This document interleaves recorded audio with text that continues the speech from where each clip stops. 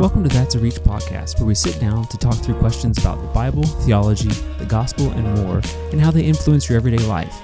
You may have had these questions yourself, so we hope you find this conversation encouraging and clarifying in your pursuit of Jesus.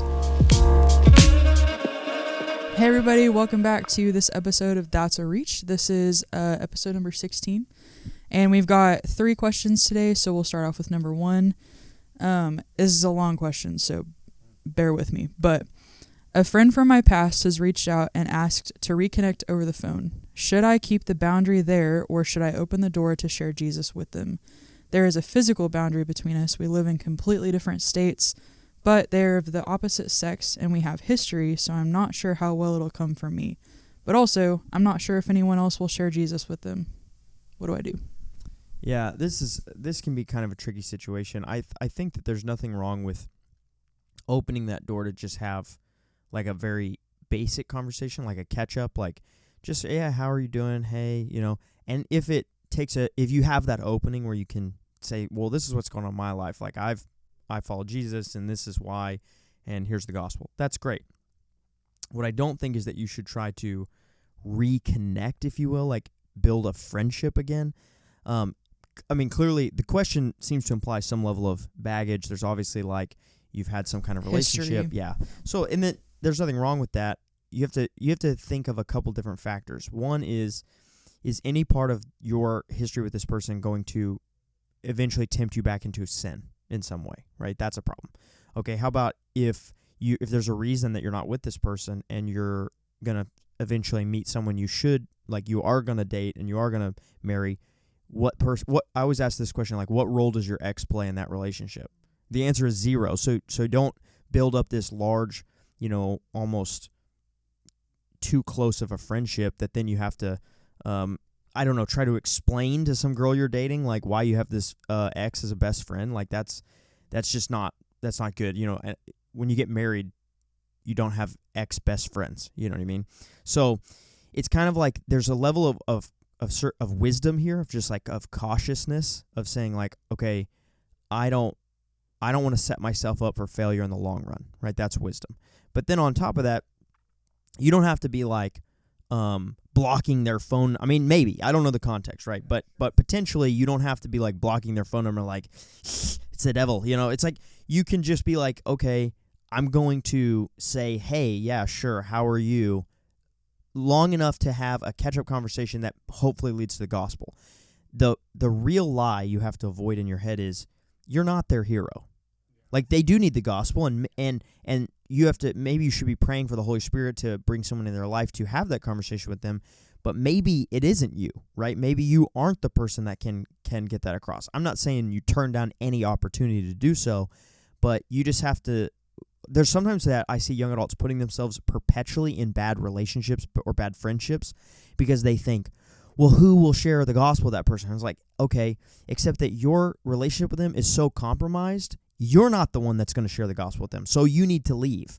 And maybe when you leave, somebody else will be able to share the gospel with them, but not while you're there distracting them with your baggage, you know? Ultimately, you're not you're not their savior. Yeah. And we can't, this is where good theology is really helpful. Like you're not their only hope of salvation. Is you staying connected and pouring into them. And to think, I had a struggle with like some family members that probably weren't saved and passed away, and I thought, well, I was like the Christian and ministry kid in the family, and I wasn't around to have those conversations with them as much as I could have been, and like spiritually, is there blood on my hands? Right. In that regard, somehow it's on your shoulders all of a sudden. Yeah, and it's like, no, like God is sovereign, and God didn't.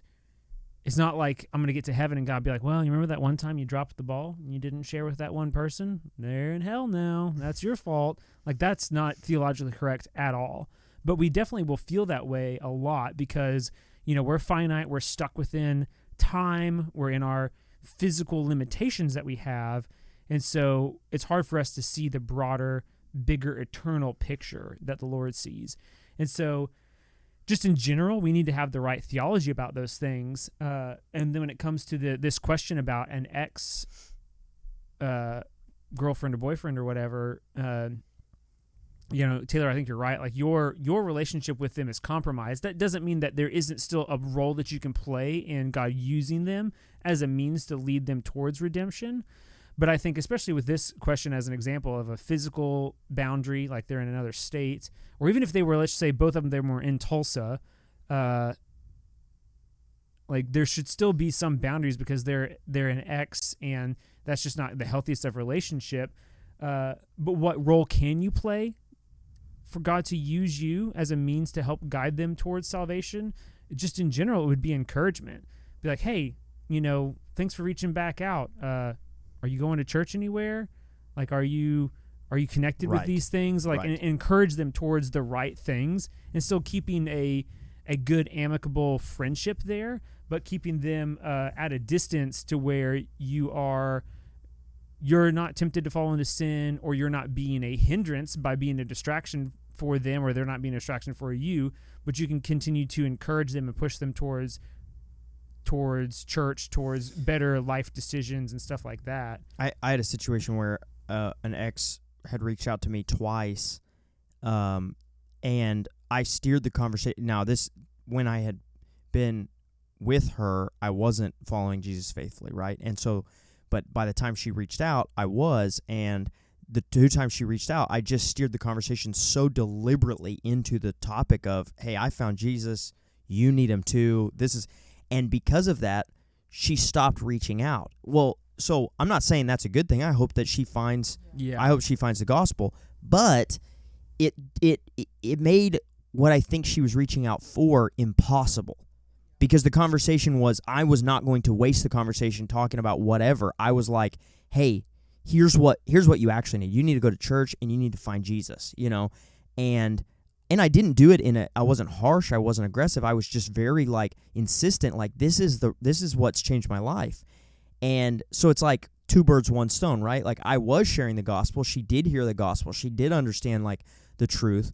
Yet, because that's not what she wanted from me, but because all I was interested in was doing that, that conversation didn't even get to happen, Do you have any insight? No. As a young lady? I mean, I think all that was really good to say, and I think just the biggest thing is, whether this is from the perspective of a dude or a girl, I'm not sure, because it doesn't imply, but just make sure that your heart is in the right place before approaching this conversation. Yeah. If you decide to have it, great. I really like what you said, Taylor, about make it so clear. Yeah. We're only going to talk about the gospel if we talk. I'll talk about one thing. Just because history is hard, baggage is hard, and exes are hard. So, if you're going into it wishy-washy, just don't set yourself up for failure to get hurt, and, over emotionally invest more than you should, because I don't know what the context of this is, but, you don't want to potentially open up the baggage and start from square one. You don't want to give the devil a foothold. Yeah, right. To lead your you. Ex is the devil. To lead you down. Yeah. That's what we said. Yeah, your ex. The don't devil. give the devil a foothold. You don't want to go back down any other paths or anything like that. So, I think best case scenario, the Lord uses you to be an encouragement for them, and you can push them towards Christ and towards the church. Also, I would also think it would be a good idea to include a friend that you're having these conversations. Would you agree? Yeah, almost have an accountability person. Hey, I'm going to reach out to this person, and hopefully we talk about the gospel, whatever. But if someone else knows, then you've got kind of that base covered. Mm-hmm. Kind of hey, I'm going to do this. If you see me go down this far, remind me about this conversation today. Don't be crazy, Yeah. Yeah, I think that's a good idea. Next question. Cool. Okay, number 2. My family's culture is not biblical. Am I not to follow it? Example, Dia de los Muertos. I'm going to assume that this person is Spanish. It's Hispanic of some Hispanic? Spanish. No. Not Irish, like me. Yeah, here's the deal. The guiding principle that Paul gives us in 1 Corinthians is for what is sin and what is not sin is, does it distract from the gospel? He makes the point like you go to the market, you buy meat, you don't even ask. Don't like make up a reason to be offended. Don't ask if it's been sacrificed to idols. Just go home and eat it.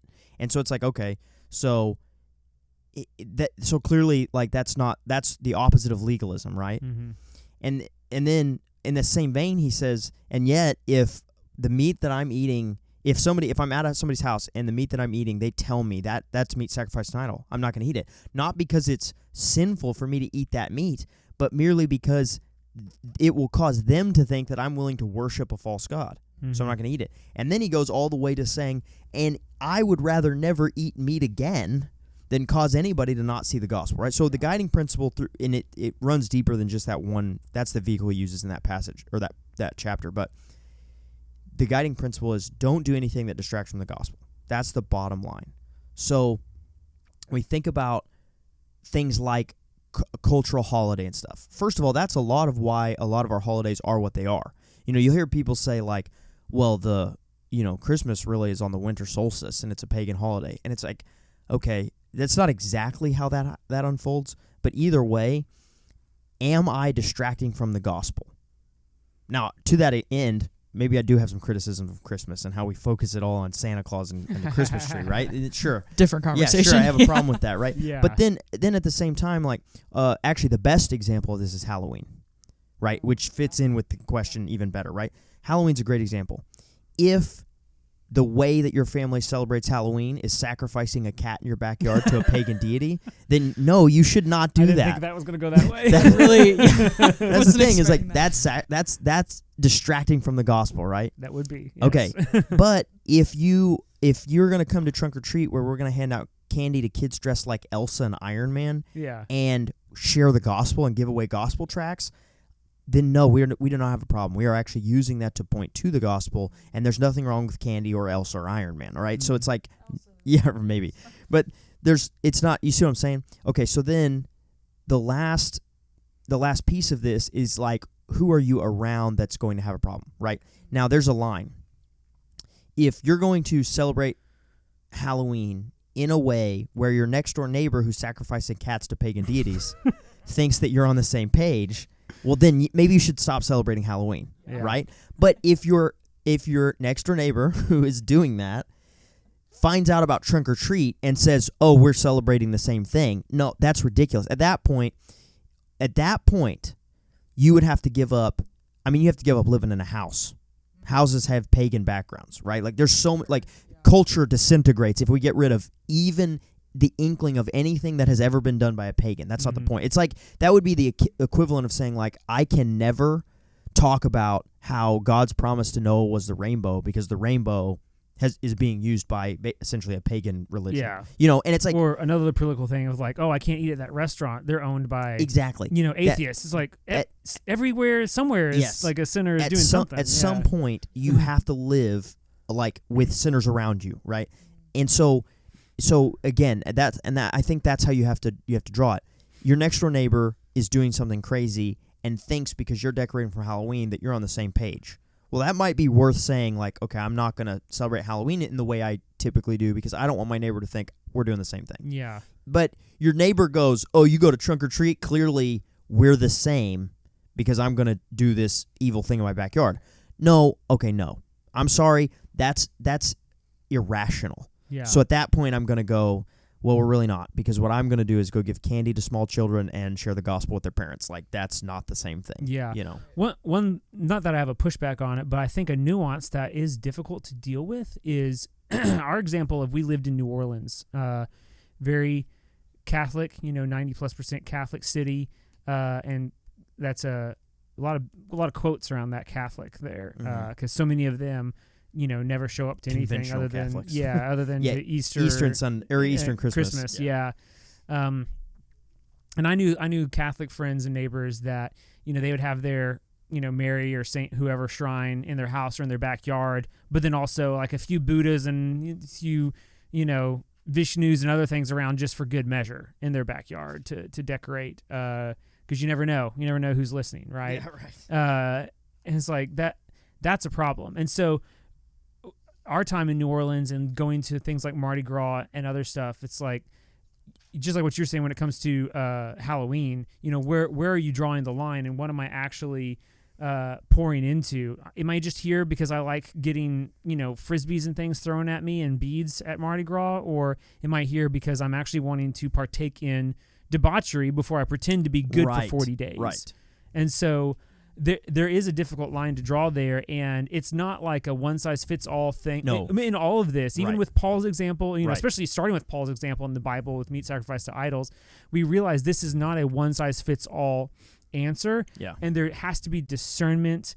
There has to be prayer. There has to be dealing with this question within community and having tough conversations. Yes. If you have someone, if I have a Catholic neighbor that has their Catholic shrine and a few other shrines for good measure around it, then I have to be like Paul and be like, I see you're a very religious person here. Yeah, right.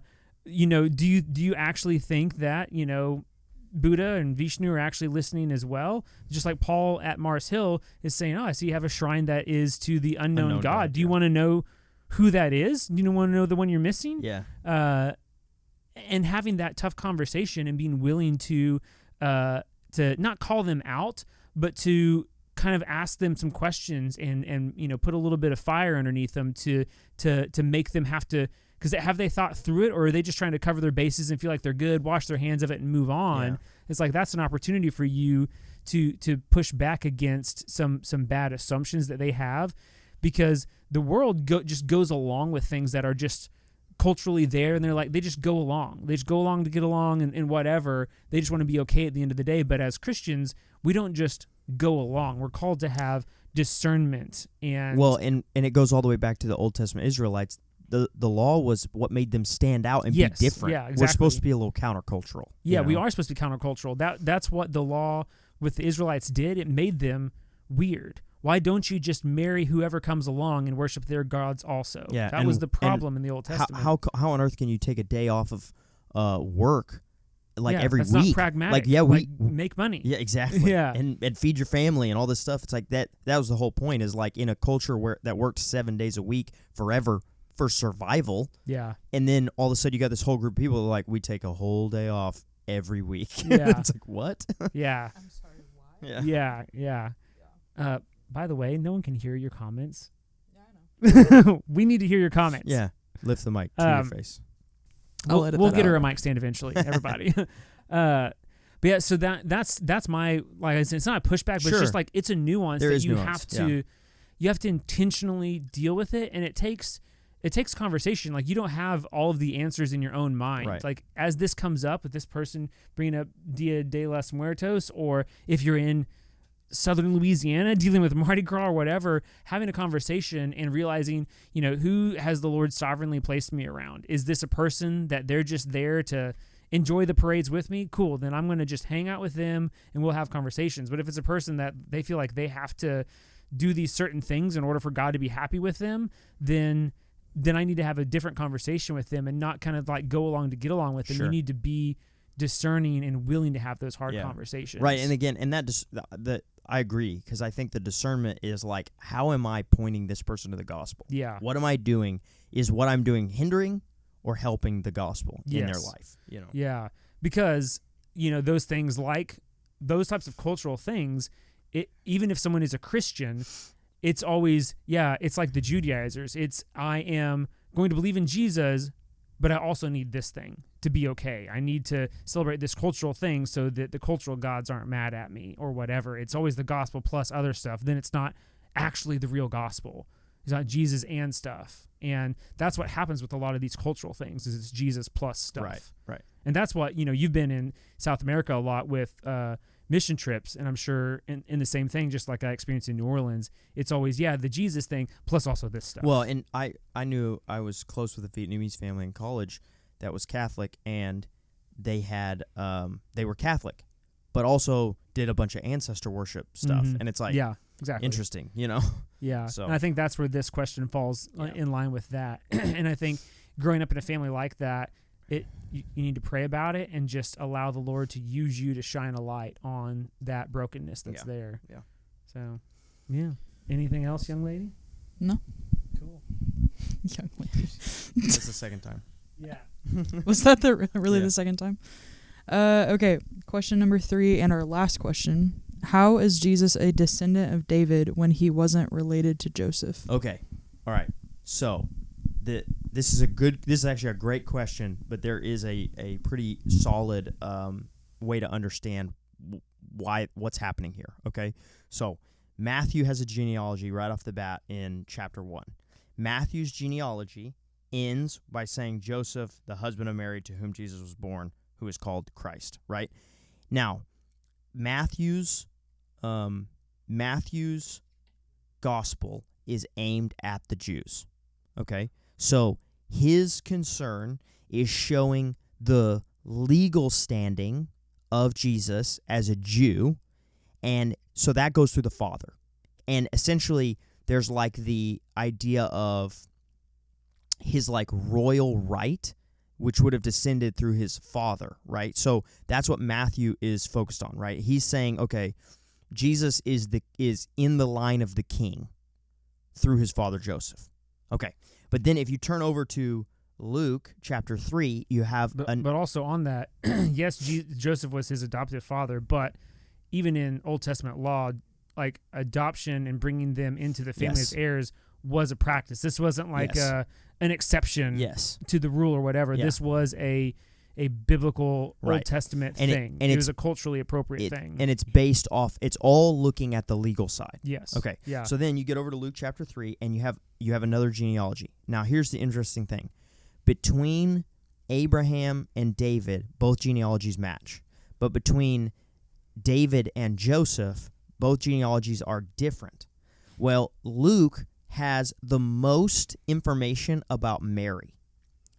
We think that Luke had eyewitness testimony that was Mary's own testimony. That's what he had a lot of her side of what happened, especially early. So when you look at the two genealogies side by side and you see that they both go to Joseph, and yet they're both very different, what's happening is that Luke is chronicling the side of the genealogy that leads to Mary, but it would have been weird to get all the way down there and say, and his mother, right? Because genealogies didn't go by women, they went by men.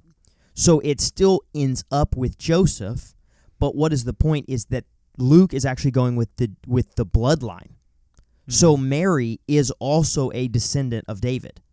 So on both sides, both in blood and in legal status, Jesus is the descendant of David, right? So God, in the way he elegantly solves all problems, right, produces the perfect answer. He's still born of a virgin. He's still blood related to David, and yet both his adoptive father and his real father imbue him with legal royal status. Yeah. Right? Like Joseph gives him legal royal status from the line of David, and God gives his son legal royal status as the Son of God. So in every facet, Jesus is perfectly given basically his heritage from every angle. Yeah. Yeah. And the reason that I think, there's a lot that goes into why Luke and Matthew's accounts are a little bit different. Luke is, from all accounts of everything that we know about him, was very well educated. Right. He was the physician, most likely the physician Luke that Paul refers to. He wrote Luke and Acts, and so he has a very detailed account. And so it would make sense, Matthew's trying to prove who Jesus is royally. He is the truer and better of all of these things. He's the truer and better Moses. He's the truer and better David. Which is why he's always quoting the prophets. And again, the whole Matthew gospel is aimed at the Jews. Yeah. Luke's gospel is aimed at the Gentiles. Yes. The Greek Gentiles. Yeah, and they were more concerned about what's the reality when it comes to even like the bloodline. Like how do things, we are very different than the ancients. The way that we think about things, we have different sensibilities. That's why it's like, well, why didn't the Luke account end up with Mary? Why didn't they want to respect the women? It's like, okay, well, this was 2,000 years ago. Things were different, all right? So remember Things the were context. But even in that, they were still, Luke and the early Christians were still ahead of the curve when it was like, hey, because of this, he is tracking down Mary's eyewitness accounts. He's tracking down Mary's bloodline. So they were ahead of the curve in that regard. But the Greeks, the Greeks during the first century, or the Romans and the Hellenistic culture that was there, is very different than ours, but it's still more similar to us than we are as modern Westerners to ancient Hebrews. Sure. And so that's why there needed to be two different gospels and two different approaches. Well, and even to take that even further, Luke is talking to Greek Gentiles. Yeah. Mark is talking to Roman Gentiles, which is why Mark skips the genealogy altogether. Yeah. He's like, we got to get to the action. We're talking to the Romans. No one cares how Jesus came here. We got to get on with the ministry. Yeah, you know? Because the genealogy, it didn't matter. They weren't looking for their Messiah. Yeah. They were like, wait, this guy is the real king. He's the real like God of the universe. Right. Prove it. Yeah. You know, like and it's like, all right, let's get in the action. Yeah. You know? They wanted to see it happen. Right. Whereas someone that's thinking more critically, they wanted to see, like, that's what Luke is accomplishing through Luke and Acts. Yes. And someone that is seeing, is this really the Hebrew Messiah that's been talked about? That's what Matthew's accomplishing. Yes. And so there are those different reasons as to why it's being explained that way. So we're answering two questions at once. We're answering how Jesus was David's descendant, and also why are the synoptic gospels a thing? Yeah. like why do we have three of the same story essentially? And it's like the differences are very important. The differences between the three books matter a lot. Yeah. And well, we're starting a series in 1 John with at Reach on Tuesday nights right now. Yeah.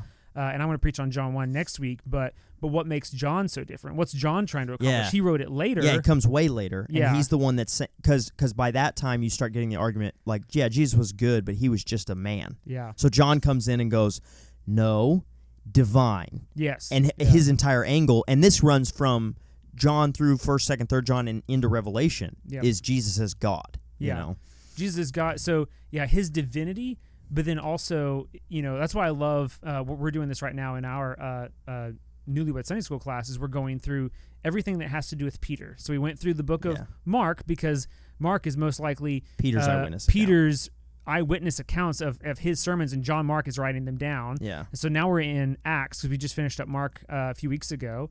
At the beginning of the summer we did. And so, well, Peter's like one of the main apostles going on in the first half of Acts. So we're going to go through all of Acts, and then we're going to look at 1st, 2nd, and 3rd Peter and just see like what is God doing in Peter's life. Especially what's so great about Peter is there's such this dramatic shift from the buffoon that's always putting his foot in his mouth in the Gospels to then all of a sudden like the Holy Spirit comes and he's like, this is the gospel. And he just like lines it out, and just seeing that transformation is awesome. Yeah. But with John, he is proving the divinity of who the Lord is. Just thinking of all the fantastical things that we see in Revelation in the as he is explaining the end of things, and seeing he is the crucified lamb, the one that has paid for the sins of the world, not just for the Jews only, but for all people. But what is the basis of all of that? Well, it's love. Like the word love is all throughout John, 1st, 2nd, 3rd John, and Revelation. Like the Lord's love, unending love for us, even while we were still yet sinners, is just put on display. Like what does John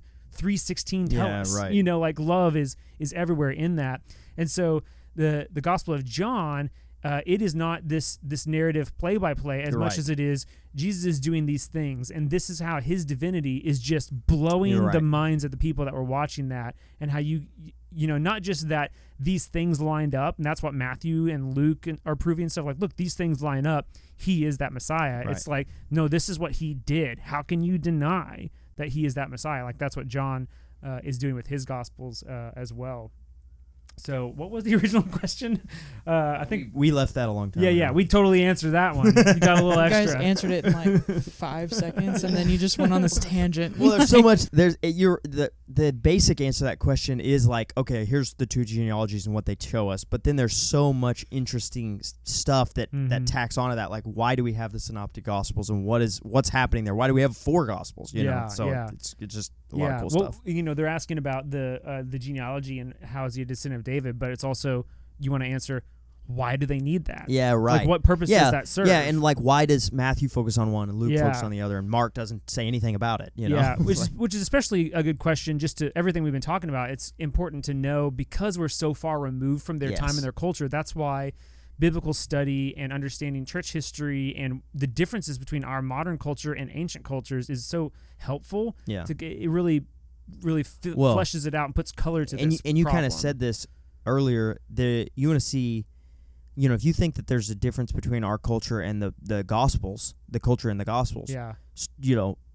Go listen to our Genesis series, because Yeah. that is like constantly like, here's why this doesn't make any sense when you read it, Mhm. because here's what an ancient Near Eastern author would have been trying to say that you missed 3,500 years ago. Yeah, like a long, long time ago. Yeah, it's so far removed, Yes.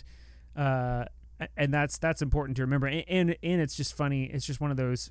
It's a good mental exercise to remember, like, our separation from like us to like the apostles is not as far as like their separation from like them to the pyramids being made. Right, It's like that's like stuff's been going on for a while. Right. And on the one hand, that's like, ooh, that's neat. But on the other hand, it's like, that means you need to do your homework. Yes. Because there's a lot of time and culture and things that have happened in between there. And so you can't just, read the Bible and just expect to get it.